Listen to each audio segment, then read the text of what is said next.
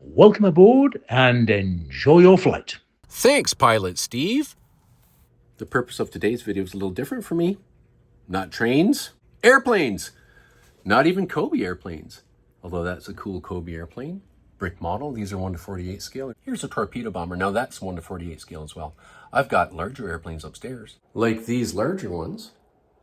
This video is for Steve, my friend Steve, Watford pilot in Devon, England. My son and I went to Canada's National Aviation Museum, but we didn't have as much time as we needed or like to have. I'm not going to get into detail about the particular airplanes there. If you like airplanes, you should go to that museum if you're in Ottawa. I'm just going to walk around and look at some cool stuff. I hope you enjoyed this video. All right, Steve, you might be a little jealous,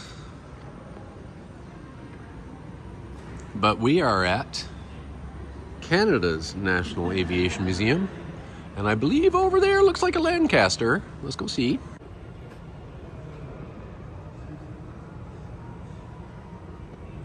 This is the only surviving First World War multi-engine German airplane, the only one. And you see the bomb racks under there, the exposed nose gunner. If we get back farther, and farther and farther, and farther and farther, and farther and farther, we can see, there you go. Now that's quite something to have in a museum. There's no other one like it in the world.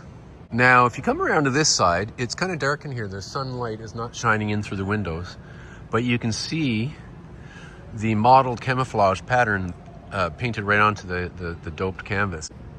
I have a model of this airplane. This is technically a rocket. Wow, look at the rate of climb. About 16,000 feet per minute. This thing is literally rocket powered. Apparently they were more, just as dangerous to try to land as they were to actually put into combat. So this is a Lancaster. Here we go. This is the Avro Lancaster. Here's the bomb racks, bomb bay. And my favorite aircraft of all time,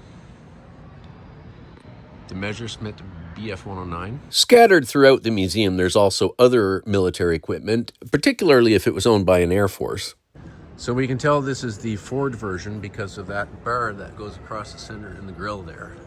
There's certain, all the parts, the motor, engine parts and all that, the wheels would be interchangeable with the General Motors ones and the other ones that were made. But the Ford, you can tell there's some spotting differences. And here, of course, we have the iconic Spitfire. And here we have the Hurricane. Now that's not something you see every day. Airplane skis for landing on snow and ice. Here's the Mauser automatic cannon that fired through the nose of the BF-109.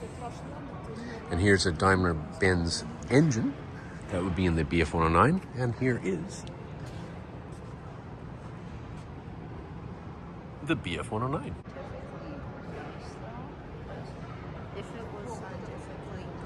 Here we have a jet, the Heinkel HE-162,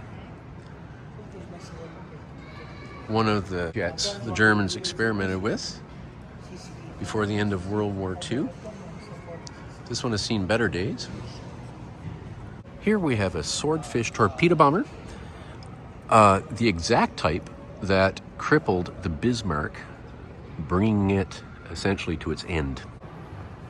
And here's an overall view of this part of the museum. There's lots of airplanes here. And of course, my absolute favorite. Here we have the Noble Sea King helicopter, of course. Here we go. What a nice aircraft, really.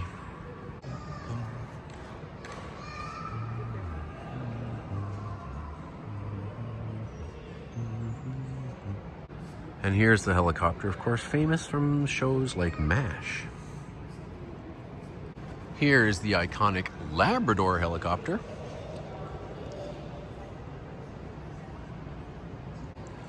Here we have one of our now old CF-18s. This is not. Beautiful.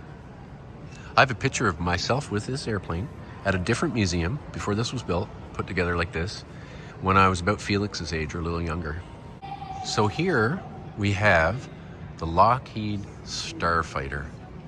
Some people call this the flying coffin. Cool airplane. Here's the Canadair CL-84. Now, talking to Steve, my friend Steve in England, look at this stall aircraft. Look at the wings. Now that's cool. Look at that tail rotor.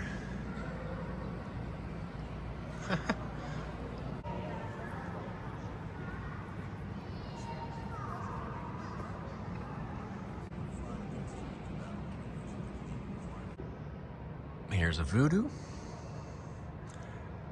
And over there in that corner, the last remaining big piece of the legendary Avro Arrow.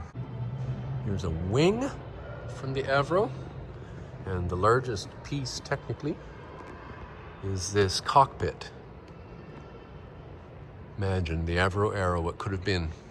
Here is one of the engines that powered the Avro. Here's one of the scale models that they used out over the Great Lakes for aerodynamic testing. And I remember, I watched a documentary about this, and they hadn't found the pieces yet. But I remember when they actually, a diver found, you know, they went and searched and found the test model, the aerodynamic model, had been sitting in the bottom of the lake.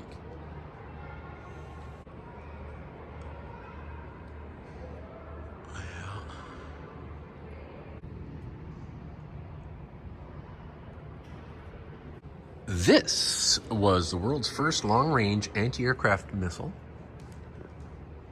Okay, and made by Boeing. And it essentially, it's kind of like a cruise missile, except that it had a nuclear warhead.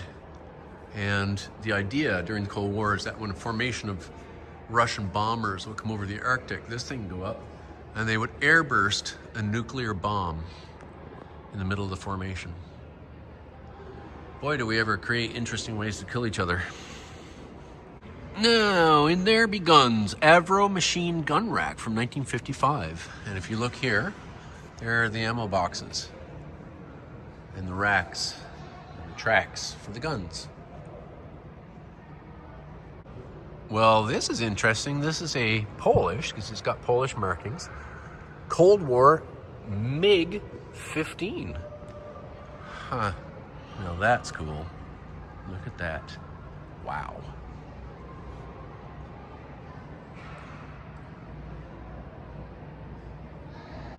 Here's a Canadair Sabre. Wow, crazy, crazy, crazy, crazy, crazy. Love these airplanes. Here's a Silver Star. Look at how nice and red that is.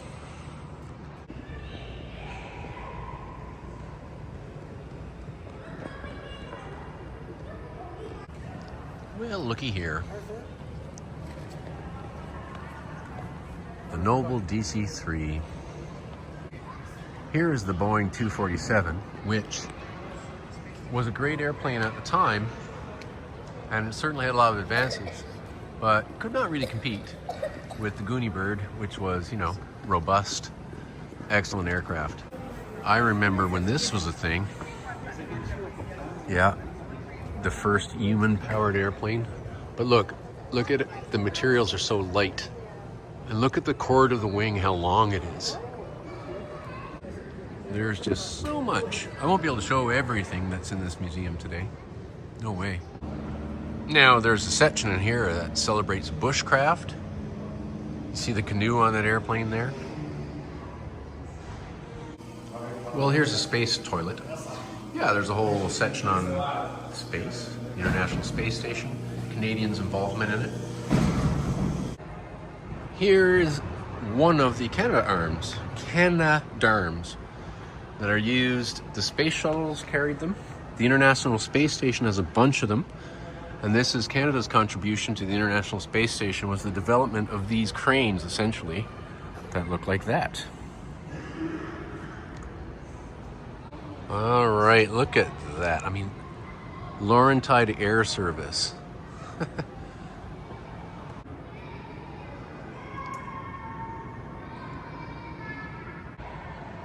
Imagine people flying around in these things. Canadian Transcontinental Airways Limited.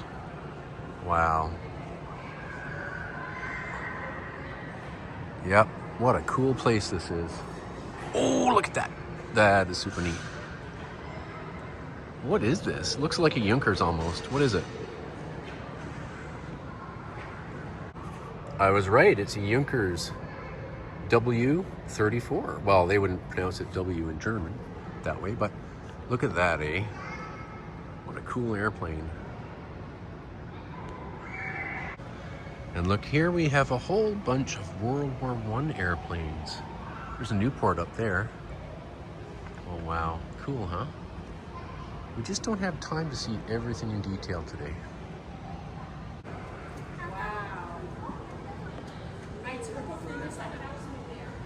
Here's a Sopwith Camel. Yeah, look at all these cool airplanes. This is made of parts, I think, of the first airplane to fly in Canada. And here's one of these Blairois aircraft. The skin is long gone, but this is of the type that first flew the English Channel. And of course, there's a bunch of other Eindecker type airplanes over there. So the museum is closed. We didn't get to see everything, but you know, there's an upside down airplane. That's exciting.